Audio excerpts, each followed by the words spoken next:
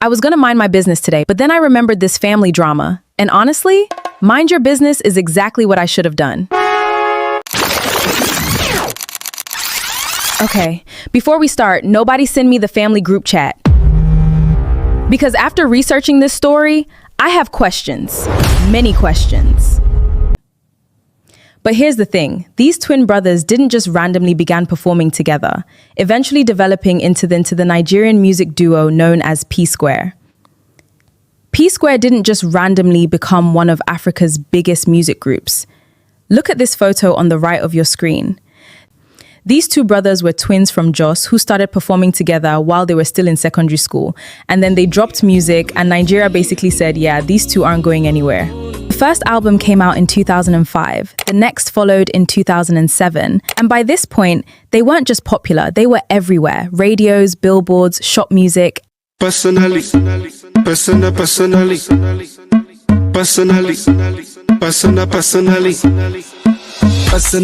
I rock your body. I promise you go home, you won't tell daddy. I give it to you like you never had it. Screaming church, like speaking Chinese.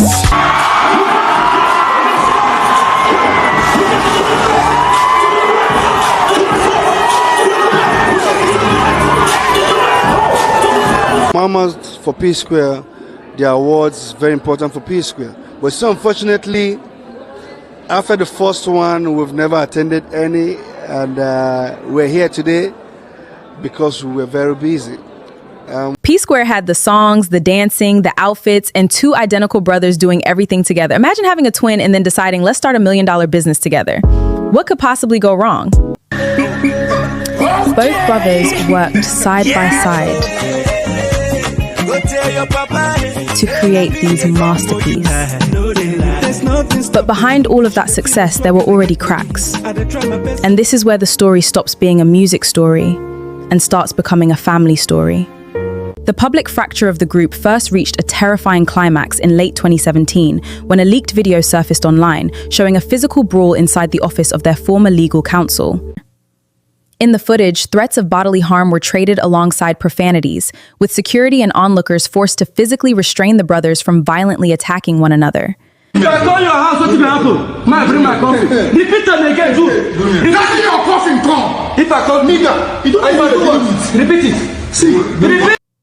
In front of your lawyer. Peter, shame on you. In front of your lawyer. Peter, boss, say shame on you. Stop it. Boss, say shame on you. In front of your lawyer. I shame you. Down here now. Go on, I'll give them a beat me, guys. Oh, go to the never let people autism. Come with me. Walk me. Walk with me. My time. What do you want to do? Beat me, my seat. You want beat me? You want beat me? Beat me, my seat. Even a little joke. Nigga, I fucking blow you. I blow you. Fuck you. Fuck you. I blow you.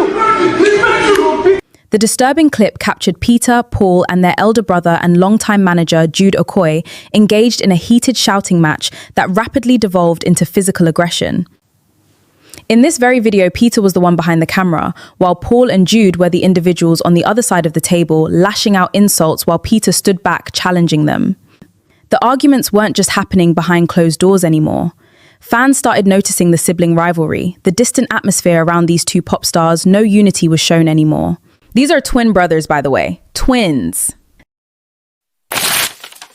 The situation had gotten so bad that Peter announced he was leaving Psquare.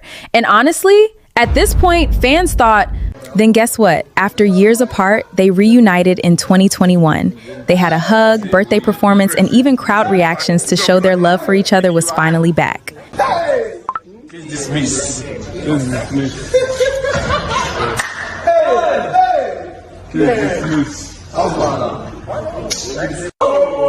Everybody was happy.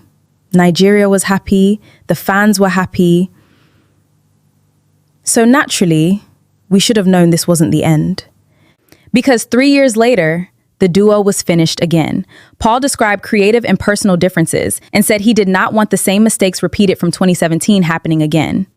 And this time, the drama got much bigger because money, management, and accusations all entered the conversation.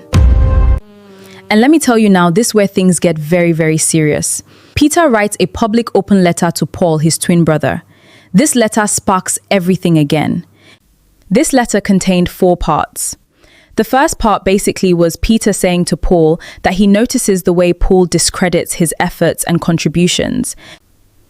The second part, Peter says Paul has publicly always showed solidarity and acted as if he never existed, while Peter always mentions them as a duo.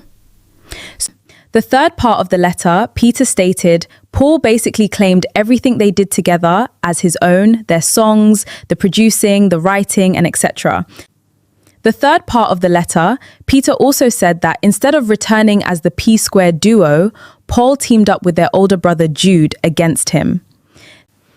The fourth part letter, Peter made it clear he never wanted P-Square to end, but Paul let greed blind him and destroy the one thing that brought them to success. Peter wasn't having it. He publicly argued that his own contributions to P-Square were being downplayed. And then, the EFCC entered the story. Unfortunately, the way the journalists are making it look like, they make it look like he's a fraud, he's this, is that. Let's call a spade a spade.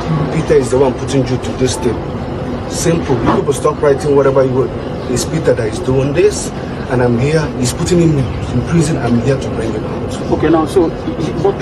In this video you have just watched, it's Paul saying that if Peter tries to hold Jude back, Paul himself will gladly step in and support Jude no matter what. Peter made allegations involving the group's finances and management, while Jude and on other accounts disputed aspects of his claims. The EFCC later became involved, turning what had already been a family dispute into a much bigger legal and financial story. Peter even announced that he would now celebrate his birthday on November 30 instead of November 18. Yes, his twin's birthday. This saga has officially entered a new season. So personally, when I look at this, these are 2 brothers who came out the same womb on the same day. I feel like it's getting more serious than it's meant to. At this point, I'm not even watching a music documentary anymore. I'm watching a family business meeting that desperately needs HR. And you'd think after all of that, they just leave each other alone. Nope. Guess what? A video of Peter finally came out online this year, not so long ago, speaking on the matter. I will play some segments of the video for you guys, not the full thing. This is what Paul did. Paul uploaded a picture on Instagram, a picture that Jude is sitting down, I on the left side, Paul on the side. I know that popular picture. Paul cut me off and replaced me with a recording studio. Wow, just wow. This has reached a new level of pettiness. How could your own brother cut you off and replace with an object? Started writing things about family. Look at it, guys, look at it.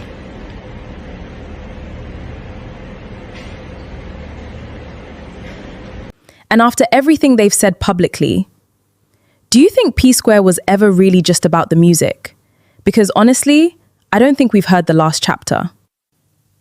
Now guys, I'm going to end this video with Peter explaining why Paul decided to make that post about Peter himself.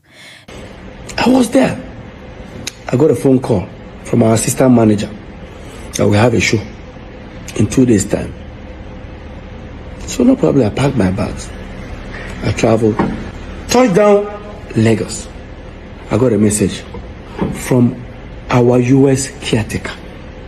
I got a message from her saying, Peter, why did you guys put the house in America on sale without telling me? Because she's also a realtor. I said, which house? Do you have another house in America? The same apartment? I said, no, I didn't. I think you guys did. Ask your brothers. I've confirmed it. While that was happening, I said, let me just get home because we have a show. By the time I go home, all of them were already on their way. So me, I rushed and I went to the venue. Got backstage. I met Paul. I said, Paul, no vex. So. Did any of you, or do you have an idea who put the house in America on sale? I said, which house? Like, that house we are supposed to, by the time we move into this house, she doesn't know what I'm talking about. I went to Jude. I said, Jude, I better go. You got an idea, what would you just say? come up my front and before I slap you. Did I say anything? Like, did I actually? This is backstage, where my colleagues are, friends are, clients are. Like, your next client is actually backstage. You say you're going to slap me? Did I, like, even if you are, leave this brotherly love, like, leave this brotherly thing, like, what warrants that statement? Next, he wanted to rush me. Some artists there just held him. We almost started fighting. I stood on the table. I said, "Guy, you are fired." He said, "You fire me for waiting." Paul started laughing. Paul said, "Fire Motoma, I see now." While that was happening, they've already introduced us on stage. They gave me the mic. Some of my friends said, "Peter, just go on stage." Like some of the band members, Peter just holding the mic. I dropped the mic and left. I left that venue. Yes, I did. I went to the car. I started posting. I tweeted that Jude has been fired. Anybody that does business with him, this is what Paul did. Paul uploaded a picture on Instagram. A picture that Jude is sitting down. I on the left side, Paul on the side. I know that popular picture. Paul cut me off and replaced me with a recording studio. Started writing things about family. Look at it, guys, look at it.